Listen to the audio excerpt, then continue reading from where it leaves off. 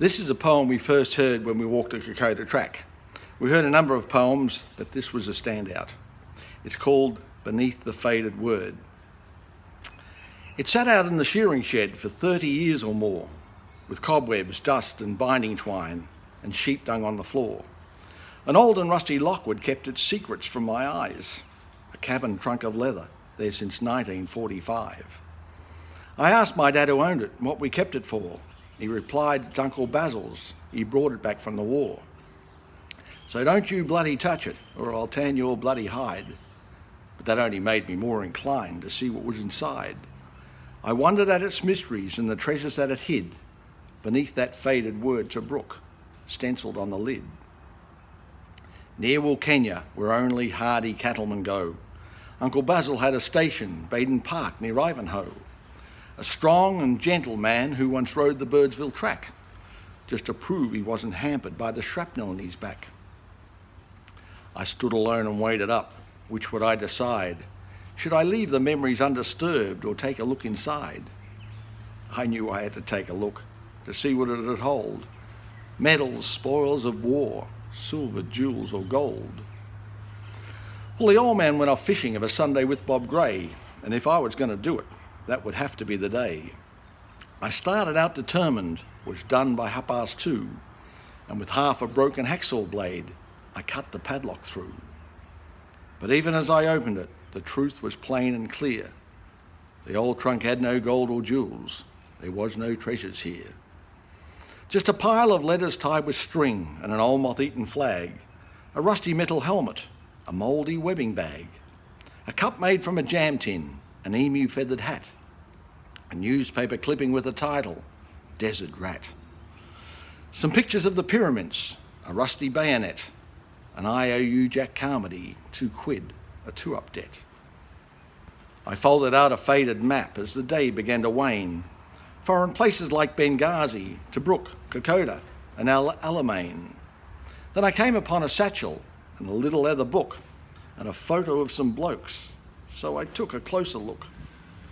It was 20 young recruits, their faces tanned and worn, from places like Kahuna, Moama, and Bomorn. Farmers, shearers, stockmen off to fight a noble war for an empire in a foreign land they'd never seen before.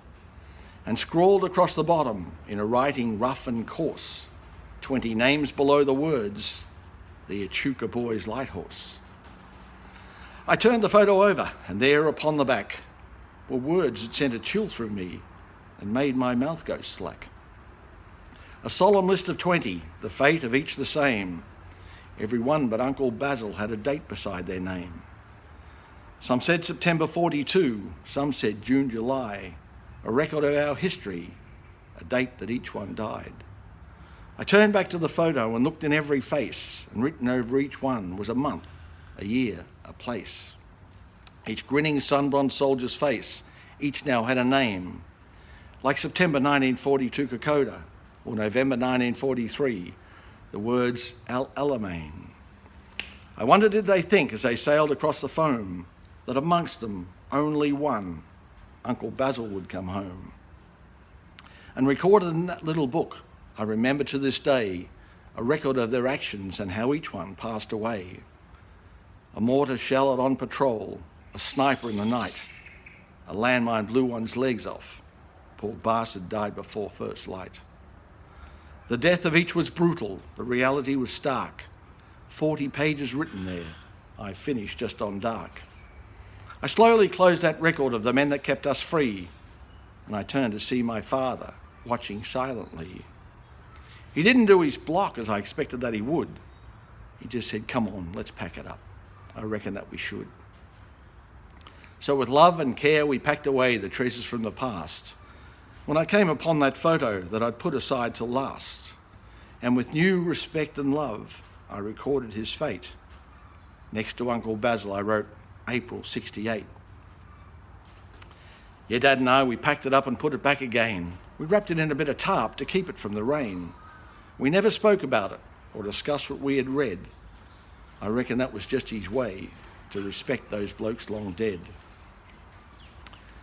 There's a statue of a digger in most every country town, and a list of names of locals who fought with great renown. And now when I go by, I remember what I read, sitting on the floor out there in our old shearing shed. And I think of Uncle Gordon, lost somewhere on Arbonne, Uncle Jack on the Kokoda, and in England, Uncle John. I remember still that photo with sadness and remorse, the mob of grinning faces, the Echuca Boys' light horse.